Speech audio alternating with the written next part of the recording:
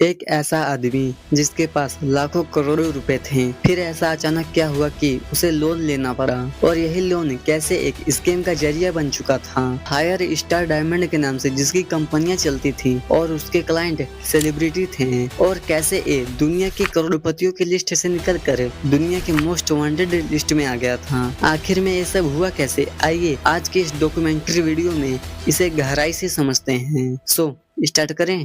नीरव मोदी ये नाम जो आज के टाइम में मोस्ट वांटेड की लिस्ट में है, लेकिन एक टाइम पर यह नाम लग्जरी और सक्सेस का पिलर हुआ करता था। नीरव मोदी का जन्म एक डायमंड ट्रेडिंग फैमिली में हुआ था, मतलब बिजनेस उनके रग रग में बसा हुआ था। बचपन से ही उन्होंने देखा कि कैसे हर डायमंड को पॉलिश करके करोड़ों में बेचा जाता था और कैसे एक छोटा सा स्टोन लग्जरी प्रोडक्ट बन जाता था। और शायद वहीं से उनके दिमाग में एक आइडिया आया, सिर्फ डायमंड बेचना नहीं होता है, ब्रांड भी बनाना होता है। साल 1990 से लेकर साल 2000 तक जब इंडिया में लग्जरी ब्रांड उतने पॉपुलर नहीं थे, तब नीरव मोदी ने सोचा ग्लोबल लेवल पर खेलने का। उन्होंने अपना ब्रांड बिल्ड किया, हाई ज्वेलरी, डिजाइनर कलेक्शन और एक्सक्लूसिव क्लाइंट्स हैं। और धीरे धीरे बेल्जियम, हांगकांग, न्यूयॉर्क जैसे ग्लोबल हब्स में उनका नेटवर्क फैल गया। उनका ब्रांड इतना प्रीमियम बन गया कि लोग उन्हें ज्वेलर टू द स्टार कहने लगे। उनके स्टोर किसी शोरूम जैसे नहीं होते थे, बल्कि एक एक्सपीरियंस जैसे होते थे। High and miles, international fashion weeks, celebrity के साथ फोटोज। नीरव मोदी का लाइफस्टाइल किसी बिलियनियर मूवी से कम नहीं होता था। Private jet, luxury property, global recognition और सब कुछ इतना परफेक्ट लग रहा था कि किसी को शक तक नहीं होता है इस चमक के पीछे का राज क्या है। नीरव मोदी सिर्फ बिजनेसमैन नहीं थे, वो एक मास्टर नेटवर्क बिल्डर थे। उन्होंने बैंक का ट्रस्ट जीता, ऑफिसर के साथ मिलकर रिलेशनशिप बनाए और अपनी इमेज को इतना स्ट्रॉन्ग बनाया कि रिस्क वर्ड उनके नाम के साथ अटैच ही नहीं होते थे। लेकिन यही सबसे डेंजर पॉइंट होता है, जब कोई इंसान इतना सक्सेसफुल हो जाए कि सिस्टम उस पर सवाल पूछना बंद कर दे।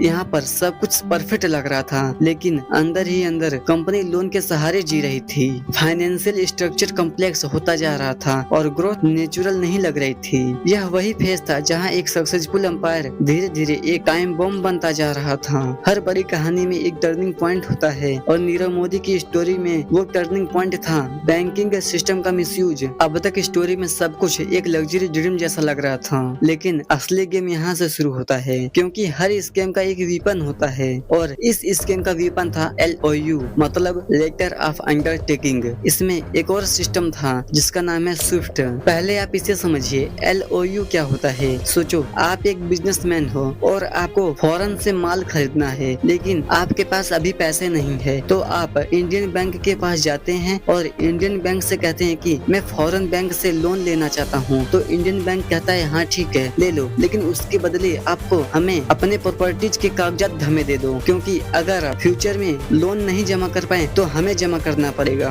और इस गारंटी लेटर को कहते हैं लेटर ऑफ अंडरटेकिंग। इसका मतलब आप इजिली फॉरेन बैंक से लोन ले सकते हो, क्योंकि आपके पीछे एक ट्रस्टेड इंडियन बैंक खड़ा है। नॉर्मली यह एक सेफ और लीगल सिस्टम होता है, लेकिन यह सिस्टम कैसे एक स्कीम का जरिया बन जाता है, आइए इसे समझते हैं। और हाँ, पहले आप इसे भी समझ लीजिए कि स्विफ्ट होता क्या है। स्विफ्ट कोई बैंक नहीं है, यह एक इंटरनेशनल मैसेजिंग सिस्टम है। मतलब इंडियन बैंक अगर फॉरेन बैंक को मैसेज भेजता है कि इस आदमी को लोन दे दो, मैं इसकी गारंटी देता हूँ, तो वो मैसेज स्विफ्ट के थ्रू जाता है। यह सिस्टम फास्ट है, ट्रस्टेड है और दुनिया भर के सभी बैंक इस पर बिलीव करते हैं। अब यहीं से गेम में ट्विस्ट होता है। अब तक सब नॉर्मल था, लेकिन प्रॉब्लम यह था कि स्विफ्ट सिस्टम और बैंक का मेन अकाउंट प्रॉपर्ली कनेक्टेड नहीं थे। इसका मतलब अगर कोई स्विफ्ट से मैसेज भेज दे तो जरूरी नहीं कि वो बैंक के मेन रिकॉर्ड में दिखे, और यही सबसे बड़ा लूप होल होता था। सोचो, अगर कोई इंसान बैंक के अंदर का सिस्टम समझ जाए, स्विफ्ट एक्सेस मिल जाए और उसका मिसयूज करे तो क्या होगा।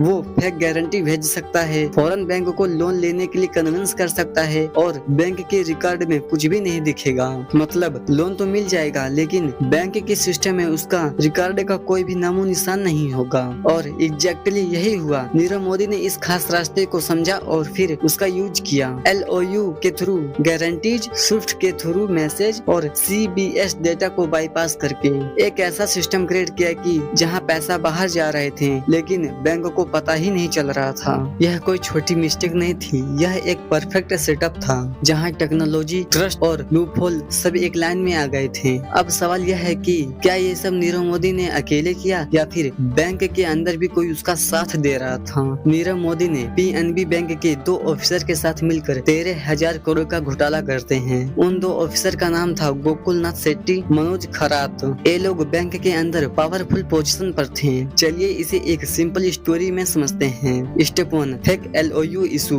बैंक के ऑफिसर ने नीरव मोदी की कंपनी के नाम पर fake LOU guarantee letter issue करते हैं, बिना किसी कोलेटरल के और बिना किसी अप्रूवल के। स्टेप 2, स्विफ्ट से मैसेज। यह LOU स्विफ्ट मैसेज के थ्रू फॉरेन बैंक को भेजा जाता है। तब फॉरेन बैंक सोचता है कि पीएनबी बैंक गारंटी दे रहा है तो रिस्क नहीं है और उन्हें लोन मिल जाता है। स्टेप 3, CBS डेटा को बाईपास करके। सबसे डेंजर स्टेप, इस ट्रांजेक्शन को पीएनबी बैंक के मेन सिस्टम CBS डेटा में इंटर ही नहीं होता है। मतलब बैंक के ऑफिशियल रिकॉर्ड में यह लोन एग्जिस्ट ही नहीं करते हैं। यह एक इनविजिबल स्कैम था। Step 4, money loop circle game. जब लोन मिल जाते हैं तो बिजनेस तेजी से ग्रो करता है और जो प्रॉफिट होता है उससे लोन का इंटरेस्ट चुकाते हैं। यह साइकिल ऐसे ही चलता रहता है। लोन लो, इंटरेस्ट चुकाओ, नया लोन लो, फिर इंटरेस्ट चुकाओ। और यह सब 2011 से लेकर 2017 तक चलता रहा, किसी को पता ही नहीं चला। अब सबसे इम्पोर्टेंट सवाल है, पीएनबी बैंक को पता क्यों नहीं चला?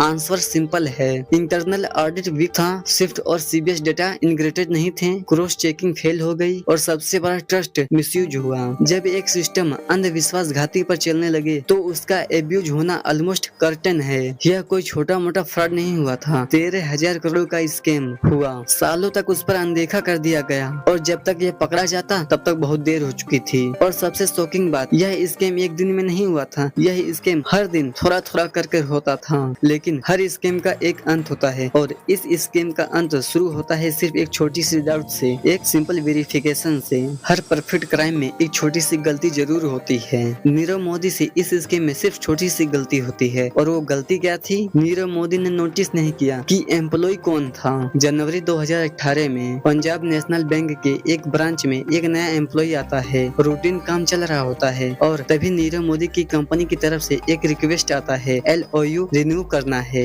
नए एम्प्लॉय को लगता है कि यह रिक्वेस्ट नॉर्मल है, लेकिन जब उसने रिकॉर्ड चेक किया तो उसके पैरों तले जमीन खिसक गई। इस कंपनी के नाम पर कोई भी प्रॉपर कोलेक्टरल ही नहीं है, बैंक के सिस्टम में कोई हिस्ट्री ही नहीं है। मतलब इतने बड़े लोन चल रहे थे लेकिन बैंक के रिकॉर्ड में उसका कोई भी नामो निशान नहीं है। बस यही वो मोमेंट था जहां सभी राज खुल जाते हैं। इंटरनल इन्वेस्टिगेशन शुरू होती है, पुराने रिकॉर्ड की जांच की जाती है, स्विफ्ट मैसेज और CBS डेटा मैच किया जाता है और फिर जो सच सामने आता है उसे सुनकर आप हैरान हो जाओगे। पूरी इन्वेस्टिगेशन के बाद बैंक को तब समझ में आता है कि सालों से फेक LOU इशू हो रहे थे, स्विफ्ट के थ्रू लोन्स लिए जा रहे थे और CBS डेटा में उसका कोई रिकॉर्ड ही नहीं है। यह कोई 1-2 ट्रांजैक्शन नहीं थे बल्कि हजारों करोड़ों का स्कैम था। और जब तक पीएनबी बैंक को सब कुछ समझ आता, नीरव मोदी ऑलरेडी इंडिया छोड़ चुका था। फरवरी 2018 तक वो इंडिया के बाहर था। इधर बैंक के अंदर का क्या हाल था? पैनिक बनने शुरू हो गए, सीनियर ऑफिसर पर सवाल उठने लगे, इंटरनल फेलियर का खुलासा हुआ और बाहर क्या हो रहा था? मीडिया ने इशू उठाए, गवर्नमेंट एजेंसीज एक्टिवेट हो गए, CBI